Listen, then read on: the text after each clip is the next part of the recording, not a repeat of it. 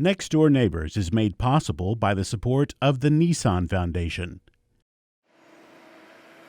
High school can be tough. It's even tougher if you have to contend with cultural and language barriers, to which A and Zahraa can attest. Both attend John Overton High School, and both have faced difficulties adapting to life in Tennessee. Zahraa's problems center on a clash of cultures. And the cursing, I can't believe they use the F word with everything they say. I was like, how they are humans? Why they curse a lot? While A's issues are broader and deeper. People and, school and life is stress,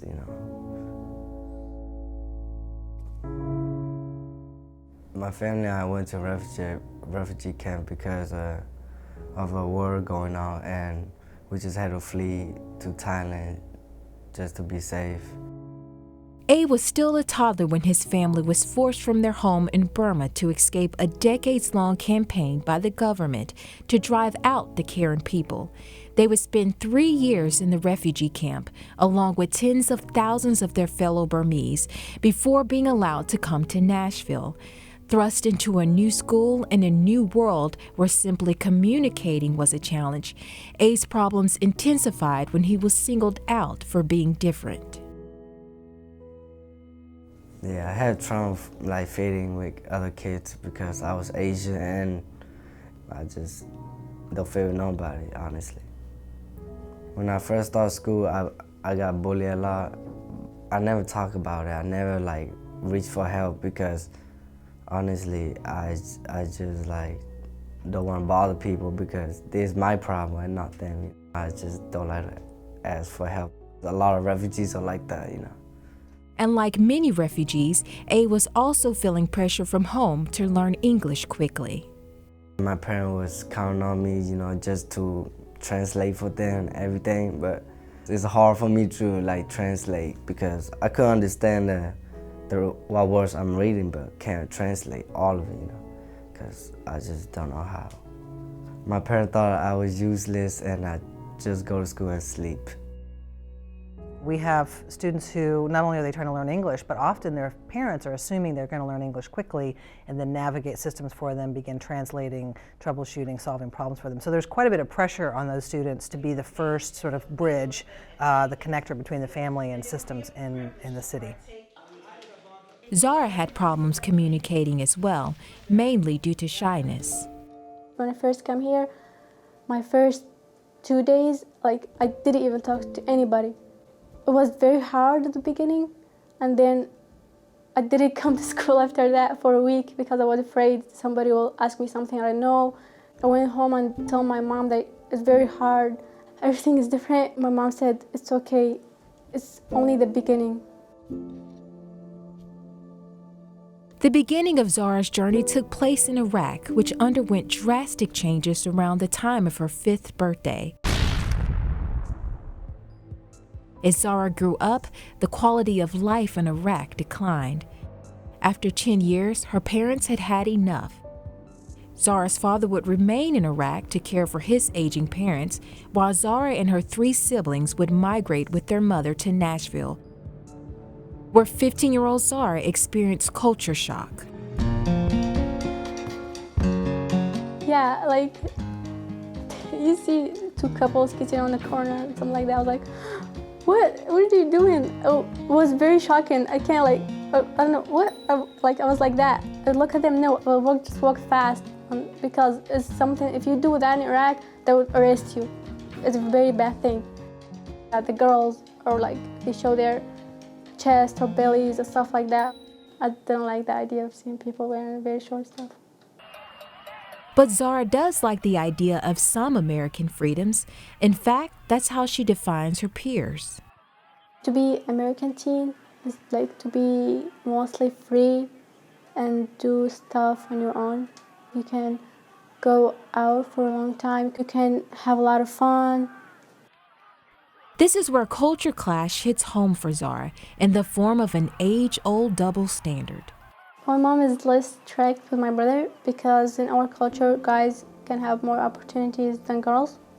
Girls like have to be like, you know, at home. Guys can be out wherever time they want. My mom told me, don't even think about that.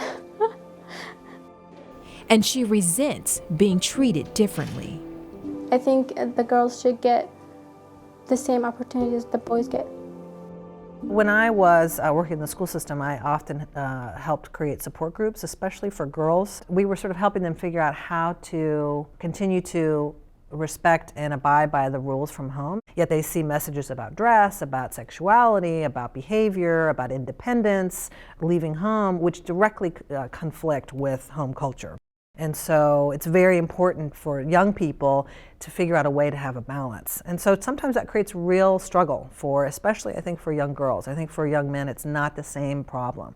So a lot of it is thinking about how do we help girls navigate that and remain on good terms with their parents and yet figure out who they are.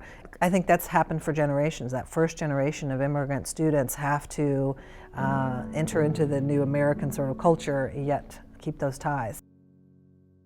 Keeping those cultural ties is important to A as well, but that's getting harder as the Karen become more American.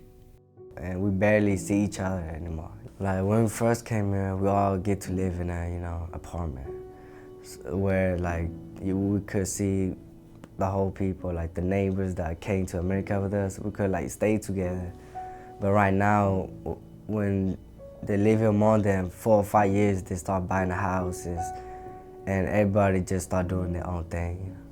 Everything just fell apart. Like everybody just moved away from each other.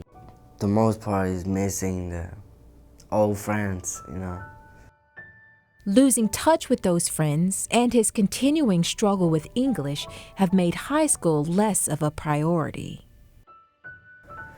I started skipping because I want to be able to like speak English, like, you know, professional English, you know.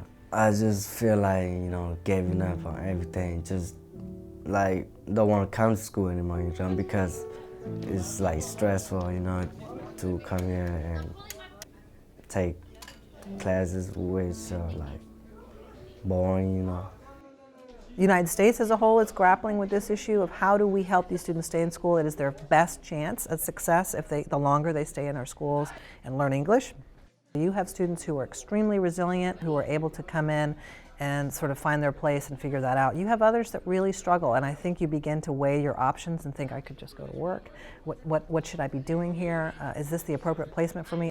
But those that really recognize the longer they stay in the school and the teachers that work to keep them in the school, the better. I think it would be really beneficial for our society as a whole if those students could stay in school till they're 21 and we create a sort of a system for them to do that. I think it would be beneficial for everybody. Hopefully, A will realize the benefits of staying in school. He doesn't have to look far for inspiration. I really want to do good for them because they say I'm the oldest and I'm counting on you. It hits me, you know, like I want to be like successful just for them, you know, and pay the bills for them, you know, and feed the family because family's all we got, right? Yeah, so successful is the key, man. And as for Zahraa's dreams of becoming American, she'll continue to wait and hope. I want her to give me more like time, like stay with my friends or like go out more. Maybe in the future that will change for me. It will take time and my mom changing her thoughts about freedom.